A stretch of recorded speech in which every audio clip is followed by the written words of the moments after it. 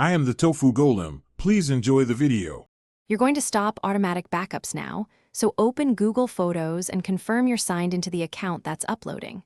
Once in, tap your profile avatar in the top right to reveal account options. Make sure it's the correct account because settings are per account.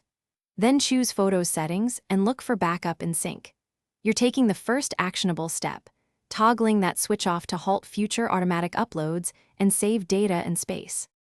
Now that you're in Backup in Sync, turn the main toggle off.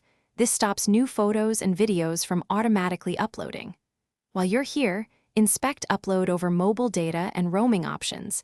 Disable those if you want to prevent background cellular uploads even when the main toggle is on temporarily. Once done, verify the app shows Backup in Sync.